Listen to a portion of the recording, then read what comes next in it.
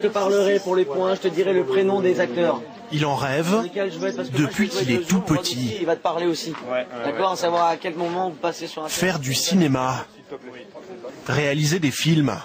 Ça va, ça t'a fait du bien quand même? Et tenir lui-même la caméra. Ok, allons-y. En fait, vous aimez bien tout faire vous-même, même filmer, quoi. Tout. Allez, go! C'est vrai. Malade et dégué. 11. Allons-y. Pour Guillaume Canet, le cinéma et la vie sont une seule et même chose. Moteur. Le jeune réalisateur semble habité, porté par la certitude d'être à sa place. Pour son nouveau film, Les Petits Mouchoirs, il a tout ce qu'il veut.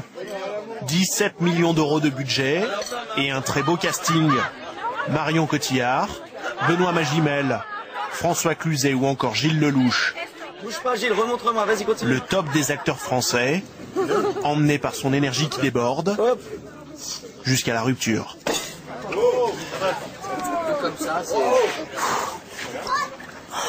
Il a formé un groupe qui est formé de nous, les comédiens, de toute l'équipe. Tout le monde est impliqué comme lui est impliqué.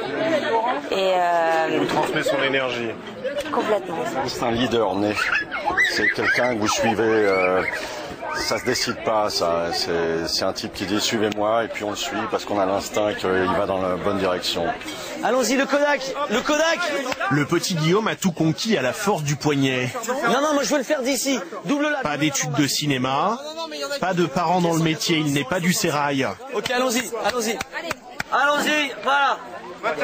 Juste porté par l'envie de raconter des histoires à qui veut bien les entendre. Je suis incapable d'apprécier quelque chose seul.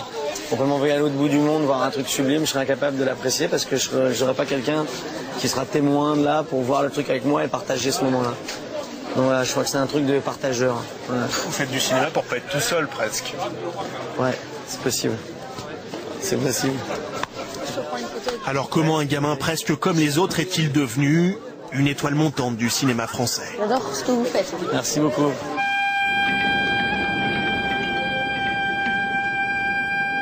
Début avril, dans le désert marocain, à Merzouga, là où commence le Sahara.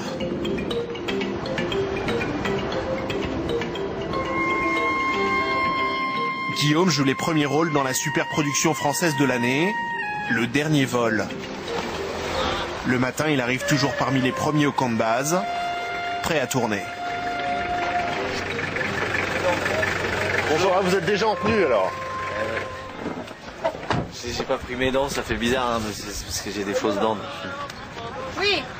Dans ce film historique, il incarne un militaire français rebelle à l'époque de la colonisation. Un rôle d'ours mal léché, loin des compositions auxquelles ce gendre idéal avait été habitué. J'ai fait pendant très longtemps quand même le jeune premier, un peu naïf, gentillet, et qu'à un moment ça m'a un peu gonflé. Donc heureusement là, depuis 2-3 ans, ça a beaucoup changé. 35 sur 2 premières. Pour lui donner la réplique, Guillaume a une partenaire de choix. Un Oscar Hollywood, Marion Cotillard. Je voulais vous remercier pour hier. Qu'est-ce que tout le monde aurait fait? La scène du jour est délicate. Un long dialogue entre Guillaume et Marion. Et le réalisateur Karim Dridi est à cran, car le film a pris du retard à cause d'une tempête. Aucun d'entre nous suivra dans le Ténéré. Rien, il m'a parlé de son problème avec les Touaregs. Voilà, c'est bien ça. Ben ouais, c'est bien ça. Guillaume, c'est bien. On y arrive. Il a fallu qu'on tourne une journée et demie en une journée, donc ça a été un peu speed. Mais bon, avec des comédiens comme ça, c'est un peu des Ferrari, donc c'est possible, quoi. C'est une Ferrari, Guillaume Canet? Ouais, Guillaume Canet, c'est une Ferrari, et Marion Cotillard, c'est une Porsche.